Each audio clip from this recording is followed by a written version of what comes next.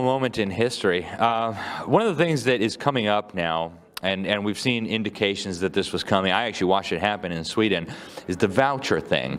You know, and a lot of very well-meaning conservatives and Christians, people who you and I agree with on just about everything, have really been sucked into this idea of vouchers. In fact, you put me in touch with, and Diane Douglas, the former superintendent of public instruction in Arizona, with Congressman Trent Franks, who wrote the original school choice bill. He's been very, very active on this front.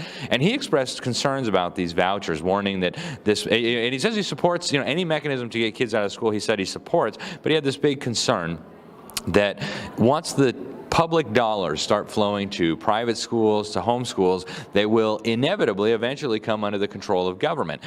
Do you think that's a real risk? Is that what's coming? And how seriously do we need to take this threat?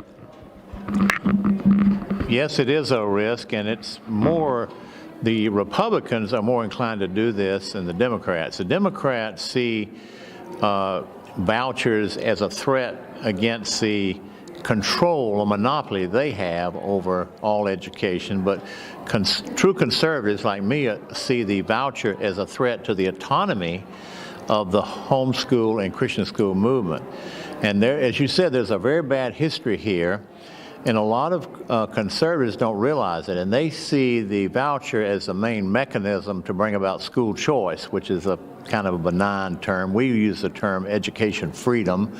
We prefer that, but they want to bring minorities and people who can't afford private education into private education. They see that being done by vouchers where they would get state or federal grants. Well, once they start doing it, then they'll be enticing middle-class people who could afford their own education onto a new kind of a welfare program. And this is a new entitlement program, and it will eventually wreck private education. So we've got to do everything we can to protect the homeschool movement and Christian schools from not taking the voucher and even to oppose it as a policy item.